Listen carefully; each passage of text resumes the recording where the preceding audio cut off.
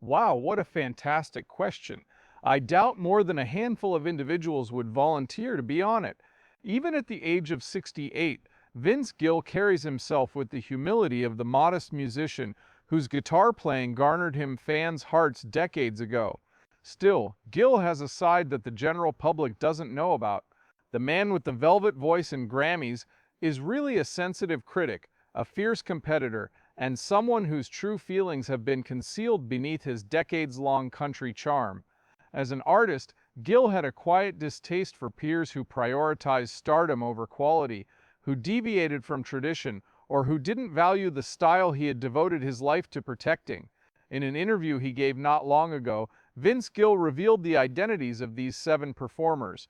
Does Vince Gill seem familiar to you? You will have a whole new appreciation for their or his music after this. In order to keep things straight, let's start at the beginning, before all the fame and fights. You will reevaluate your views on country aristocracy after reading his list. The origins of Vince Gill. Even though it's not Nashville, his hometown of Norman, Oklahoma, was close enough to inspire him to dream big. Vince Gill came from a musical family that instilled strong values in their children. His father was a federal judge, and he was both a strict and loving man. In his leisure time, he would play music. Both Gill's discipline and guitar playing were influenced by him. Both his musical style and his identity as a person would be influenced by these lessons. Heartbreak was a stepping stone on Vince's path to success. While he was younger, he worked tirelessly as a bluegrass band player, sleeping in cars and making do with what little money he could get. He learned to survive through sheer determination, natural ability, and the support of other musicians who recognized his unique talent. However, his life took a dramatic turn when he became a member of the country rock band Pure Prairie League. His voice held people's attention, and this time it didn't go dead. He was a constant in country music throughout the 80s and 90s. Not only did he receive widespread acclaim, but he also won 21 Grammys and a plethora of country music awards. Thanks to his exceptional songwriting, he earned the moniker songwriter-songwriter. He was never one to try to be hip or take shortcuts. His words were genuine, and his guitar was stunning. A certain amount of melancholy accompanied that achievement. Behind the scenes, Vince witnessed the transformation of the music style he adored into something more commercial, flashier, and faster. The direction of country music was shifting, and he had mixed feelings about it. He noticed that artist careers were driven more by vanity than talent. Formulas created for the masses replaced actual music in his view. Groups whose careers relied more on shock value, catchphrases, and tricks than substance were receiving a lot of awards, in his opinion, and he didn't think they had done enough. Despite his raging anger, he subtly applauded during award shows. As actual musicians took a back seat, people started lip-syncing. Business moguls in the music industry, he saw, rewarded politicians more than instrumental musicians. Worst of all, he witnessed the transformation of honest, hard-working, and humble country music into glam, filter-driven, falsely rebellious music. After years of silence, he finally spoke up. Until now, Vince has never used a person's name. This is Chris Christopherson. We Make It Through the Night is pretty great. Why Lord is great. Is this man a talented singer, in your opinion? On occasion, yes. Vince Gill had been vocally praising the greats and legends who came before him for decades, so this one shocked his longtime fans. People in the know said that Vince, however, avoided Chris Christopherson's name like the plague. Their origins were all over the map. Chris was a poet whose life was unpredictable, untamed, and full of raw emotion. Despite his terrible speech, he would still receive admiration as he left a party or an interview. In contrast, Vince was neat and tidy. While performing, he was a studio technician who demanded nothing less than perfection. Technical proficiency, well-organized songwriting, and command of one's voice were qualities he sought. People sensed something when Vince avoided discussing Christopherson in interviews and during lengthy pauses, even though he never explicitly attacked him. After allegedly muttering something about not wanting to witness another train wreck on stage, Vince left the stage before Christopherson's performance.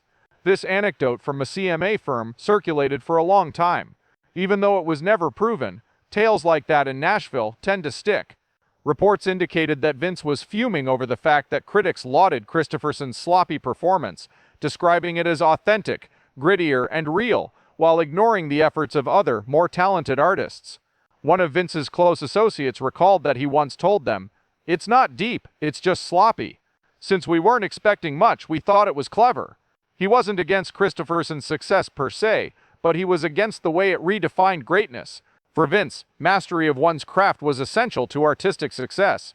He assumed Chris had gotten away with the harm and punishment altogether.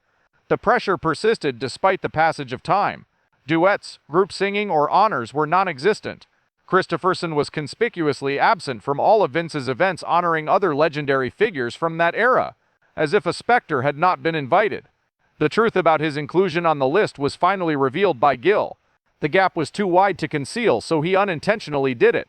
According to Vince, the following artist, Garth Brooks, was even worse than Christopherson. In his view, Brooks represented the period when country music lost its essence. To suggest that Vince Gill and Garth Brooks are not getting along is nearly sacrilegious. To put it simply, these are two of country music's most famous faces. Knowing the history and paying attention to the subtle clues makes the divide hard to ignore. Vince was the unassuming craftsman and artist. Hours would pass as he revised a song or worked on a solo until he felt like he had captured its essence. Fireworks, headset microphones, and Garth's ego the size of a stadium were all parts of the style. When Vince transformed country concerts into rock performances, it seemed like he was treading holy ground for some. The acts were important, but the philosophy was more so. Gill enjoyed delicacy, modesty, and harmony. Garth favored agility, size, and showiness. Vince whispered songs about loss while Garth shouted them in front of packed arenas. Garth was the brains behind the country's commercial transformation, which could have been beneficial or detrimental, while Gill saw himself as a protector of its heritage. In an interview, Gill expressed his belief that country music had become devoid of narratives. Although he refrained from naming names, his supporters understood his meaning.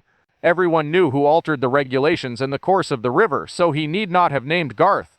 Upon Garth's meteoric rise to fame, many worried that country music was losing its essence. Vince was subtly demoted for his melancholy guitar solos and ballads. Vince was courteous in public but quietly bemoaned the genre's evolution, according to those who knew him well. Supposedly, he passed up opportunities to present Garth with Lifetime Achievement Awards. He wasn't furious, he just couldn't pretend to admire Garth when he really didn't. Ideas, not just fashion, were at the heart of the dispute. Fireworks and country music crowd jumping were two things that Vince disliked. Humbleness, stories, and roots were his favorites. Even though he is famous now, Garth was born into an era when people didn't give a hoot about such things. Was it resentment or simply sadness witnessing a field undergo such a radical transformation that it was unrecognizable? Maybe it's both. Regardless, Gill never acknowledged Garth's achievements or even acknowledged them when they were given. Those front row spots were empty every time he showed up. Billy Ray Cyrus, the mullet-wearing bad boy who brought country music fame, comes next. After hearing Achy Breaky Heart, Billy Ray Cyrus became famous all over the globe. This song cemented country music's place in history, and it went viral before the term viral even existed.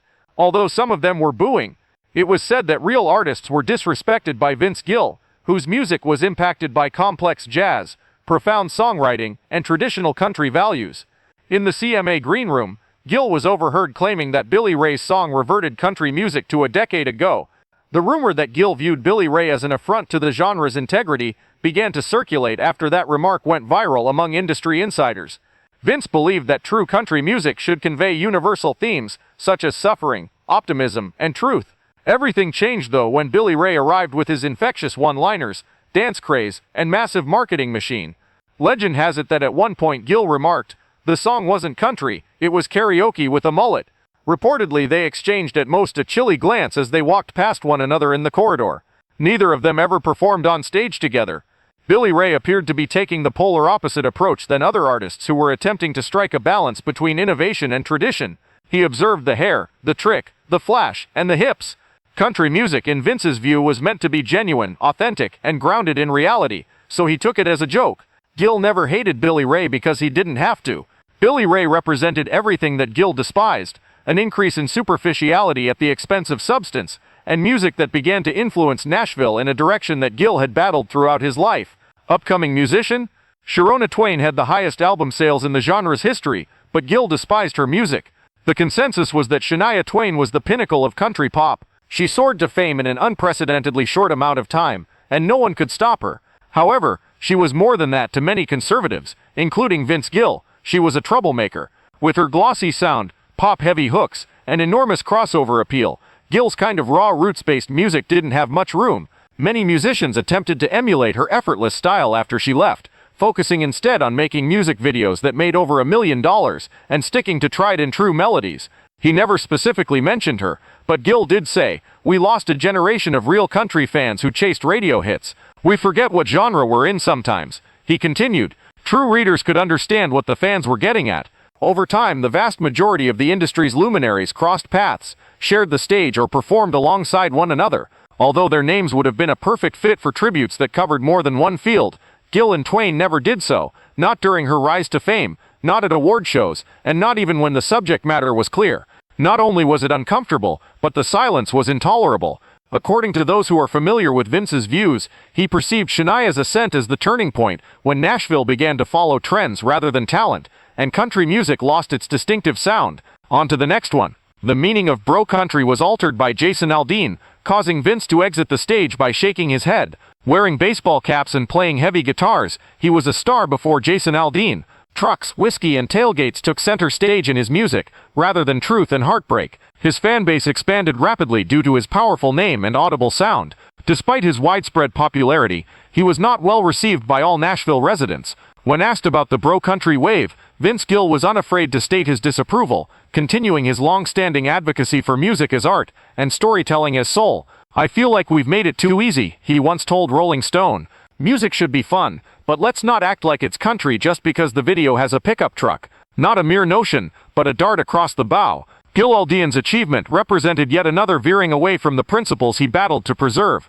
Never in his wildest dreams did he imagine country music would feature overly dramatic production values, simplistic lyrics, or what he dubbed lifestyle marketing over lived experience.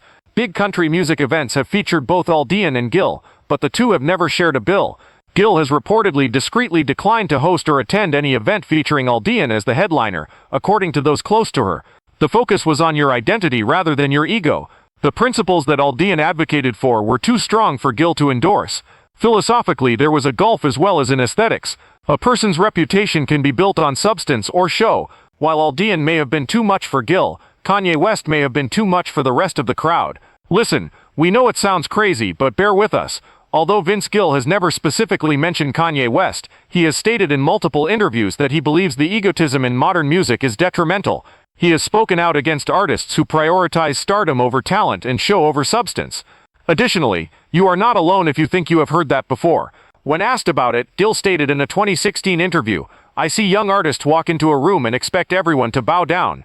During my time, the key to earning respect was to listen before speaking. If you were to inquire as to Gill's identity, he would merely flash you a smile and remain silent." That quote, however, appeared at that time was not coincidental. In a now famous tirade, Kanye declared himself to be the greatest artist of all time, and this came out in the same month. A great deal of speculation appeared in the media. Supporters grasped the message. Business people claimed to have a firm grasp on Vince's identity. According to Gill, music is sacred. The key is to keep your head down, be honest, and help other people. You don't have to be the center of attention all the time or dominate award shows. It seemed like Vince was against order over disorder, and idolatry of the body over the spirit. Whether he intended it or not, Kanye became a symbol of these concepts. Because Vince was more concerned with principles than genre, they've never met and never felt compelled to. In public and private, Vince Gill could not stand 7 names, and you now know their names. This was more than just a difference. It was a fissure in the very fabric of country music, and it affected everyone from pop stars, to crossover artists to musical legends. When given the choice between being heard and being famous, Vince opted for the former.